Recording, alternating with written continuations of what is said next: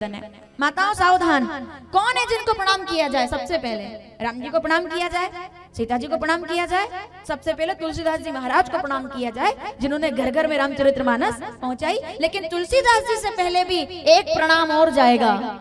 मैं नाम पूछूंगी आपसे, अगर वो ना होती तो रामचरितमानस आज घर घर में ना होती। उनके कारण रामचरितमानस आज घर घर में है। जिन्होंने अपने पति को डांटते हुए कहा था कि हाड़ मास का पीजरा। विद्वान लोग ध्यान देंगे, तुलसीदास जी महाराज अपनी पत्नी रत्नावली से बड़ा प्रेम करते थे। याद है ना आपको? बड़ा प्रेम करते थे। सुनाऊं मैं थोड़ा सा कि रामचरितमानस कैसे घर घर तक आई है। रत्नावली से बहुत प्रेम करते थे तुलसीदास जी महाराज, सबको पता है, सबको खबर है। इतना प्रेम करते थे कि बिल्कुल भी उनके बिना रहते नहीं थे। कभी पियर नहीं जाने देते कि तुम चली जाओगी तो मैं कैसे इस घर में रहूंगा। एक बार बहुत समय बीतने पर रत्ना कई वर्षों तक तो अपने पियर गई नहीं, क्योंकि तुलसीदास जी महाराज जाने नहीं देते थे उनको।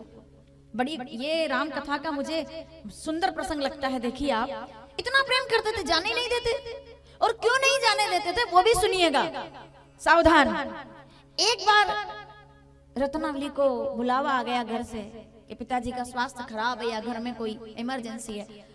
और उस समय तुलसीदास जी महाराज गंगा स्नान के लिए गए हुए थे। सुकर क्षेत्र में रहे वो तो सोरोजी, और वहां उनका प्यारा सा विद्यालय भी है जिस स्कूल में पढ़ करके और तुलसीदास जी महाराज महाकवि तुलसीदास जी महाराज बने।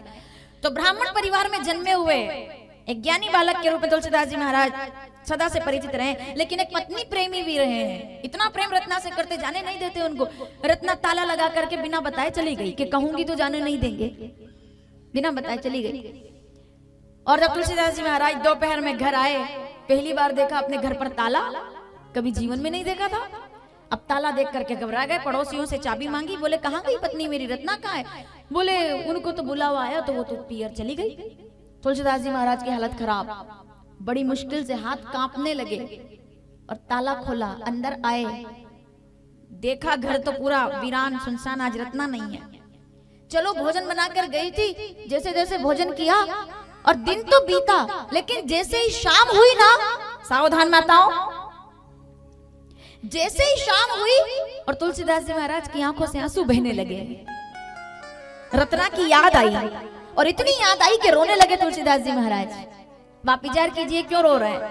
क्योंकि आज मकान तो है, आज मकान तो है, लेकिन उसके तुलसी क्यारे में कोई दीपक लगाने वाला नहीं है, इसलिए तुलसीदास जी महाराज रोने लगे। एक नारी क्या करती है? मैं हमेशा कहती हूँ, एक पुरुष एक मकान बनाता है, आप पैसा खर्च करके मकान बना सकते हैं, लेकिन उस मकान में जब तक एक माता ना हो, एक पत्नी ना हो, बहन ना हो, बेटी ना हो, एक नारी ना हो, तब तक एक मकान को घर कोई नहीं बना सकता। क्योंकि मकान को घर नारी बनाती है, अपने त्याग से, अपने उपवास से, अपने व्रत से, अपने तीज त्योहार से।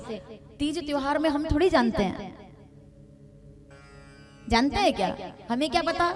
आपको तो पता भी नहीं होगा कि एकादशी है आज, इनको पता है। आपको तो पता भी नहीं चलता पूनम कब आ जाती है, इनको पता रहता है। आपको तो पता भी नहीं रहता हड़ताल तीजा कब आ जाती है, षष्टमी कब आती है, ये कौन पता करता है बताइए? नारियां त्याग से, अपने पुरुष अपने पुरुषार्थ से मकान बनाता है और नारी अपने त्याग से मकान को घर बनाती है। रहने वाला घर जिसमें ममता है, जिसमें प्रेम है, जिसमें आनंद है, जिसमें कभी कभी आंसू है, जिसमें कभी कभी खिलखिलाना है, जिसमें कभी माता पिता के स्वर्ग गमन के लिए दुख भी है, दर्द भी है, तो जिसमें कभी किसी नए बच्चे के जन्म के समय का उसकी किलकारियां भी है। वो हंसना, रोना, उठना, बैठना, और उससे बनता है एक परिवार, उससे बनता है एक घर। और राष्ट्र भारत एक परिवारवाद में रहने वाला हमारा स्वभाव रहा है, परिवार में रहने वाला। भरा पूरा परिवार जब घर में होता है। माता आपको समझ में आ रहा है ना मैं क्या बोल रही हूँ? रत्ना चली गई तो तुलसीदास जी महाराज को क्यों बुरा लग रहा है? क्योंकि आज कोई दीपक लगाने वाला नहीं है। नारी वो जो सुबह उठ करके स्नान करके और तुलसी क्यारे को सजाए, रंगोली बनाए।